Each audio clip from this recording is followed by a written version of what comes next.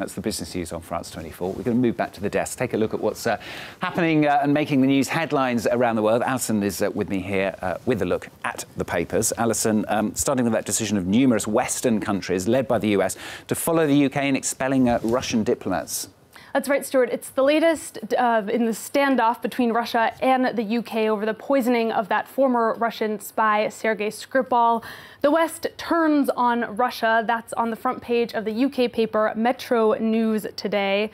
Meanwhile, The Guardian says UK allies have turned the screw, tightening up pressure on Moscow. Here in France, meanwhile, the paper L'Opinion talks about the return of what they call suitcase diplomacy. That's the idea that when something bad happens, you immediately tell the other country to pack up their things and basically just get out. It's not so effective, according to a former Soviet diplomat that the paper talked to. He said, you know, it's just a further step in escalating the conflict, and then Moscow will respond, and then soon there will be no more embassies and no more dialogue. And indeed, Moscow has already vowed to respond, hasn't it? They have, and you can read that response on the front page of British magazine I, which is part of the newspaper The Independent. Russia warns the West, we will strike back. Now, Russia's embassy in the U.S. has actually tweeted out asking people which U.S. consulate in Russia they think should be closed. The U.S., of course, led this retaliation. They kicked out the most diplomats, 60 of them. And if you're wondering how the U.S. came up with that number, well, you can check out this cartoon from the Times. It seems it was just the first number that came to Donald Trump's mind when they asked him how many people he should expel. And as you can see, that's because he was watching the recent interview with porn star Stormy Daniels about her alleged affair with him, and that was on the popular U.S. show 60 Minutes. It's a nice round number, isn't it? Why not? And the New York Times applauding the move in its editorial today. Right, some rare support for Donald Trump, actually, from the New York Times. I guess you could say it's support. They say it's about time. This move has been long overdue, and it offers some hope. They say that the president is going to be forced to deal with the threat they say Putin poses to the U.S. The New York Times says Trump's administration actually should also sanction Russian oligarchs, because that would be a way, according to them, of making Putin's cronies feel really the full wrath and weight of the U.S. Move on to a different story now. The diplomatic situation still, though. This is between Germany and Catalonia after the German authorities arrested the region's former leader, Carles Puigdemont. Right, and this is an arrest that some German papers have actually come out quite strongly against. The paper Süddeutsche Zeitung has called Puigdemont Germany's first political prisoner.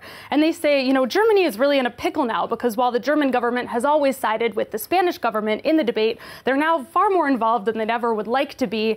And if they don't send Puigdemont back, well, then there will be trouble with the Spanish government. But if they do send him back, then we'll see even more protesting in Catalonia. So really, it's a lose-lose situation. One German cartoonist, Ube, calls out the German authorities for arresting Puigdemont. In this cartoon, he says, you know, will all of Europe ignore the arrest warrant? 9. Little Germany distinguishes itself by its obedience. The cartoonist Chapat is also sort of deriding the law in a cartoon for Swiss paper Le Temps.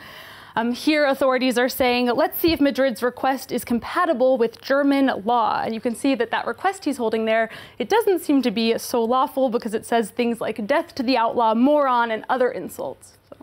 Now, another story here in France now, the debate raging on how a Trèbes attacker, of course, that incident last Friday in the south of France, how he wasn't caught sooner by the police.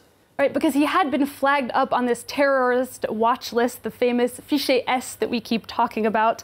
Le Parisien is focusing on the question on its front page with somewhat of some sympathy for French authorities. They say, look, it's really a real headache to keep tabs on all of these potential radicals, because it's hard to anticipate which ones are going to commit attacks, because they might not seem serious, but then they decide very quickly that actually no, they are going to do something. And then there's the problem of manpower, having enough people to watch all of them. As you can see in this cartoon from Ronson in Le Parisien, this officer says to the other one, "What are you doing?" And he says, "You know, as you can see, I'm watching all of those people that are Fichier S." So he's keeping an eye on them. Why not? Finally, from Alison, we're going to end with what the Washington Post is calling the most bizarre celebrity mystery of 2018. Right, Stuart, and this is the mystery of who bit Beyonce. And it's a mystery in part because it hasn't actually been confirmed that anyone did, in fact, bite Beyonce. This comes from the actress Tiffany Haddish, who mentioned in an interview that she once saw someone bite Beyonce at an after party. And this story, though, did go viral thanks to Beyonce fans, otherwise known as the Bayhive. Stuart, trust me, you do not want to anger the Bayhive. They have been they're a dangerous group. Okay. They, have been taking to Twitter to try and do some amateur sleuthing so that they can carry out vigilante justice against whoever did bite Beyonce. The Washington Post reports that, there's no verdict yet. But if I were that person, I'd go into hiding. Yeah, there's no verdict, but we don't actually know if there was a crime anyway. Yeah, it's all very fluid, but people are upset. Strange. So. Yeah. The mere idea. World of online. Thanks, Alison. Alison Sargent with the papers.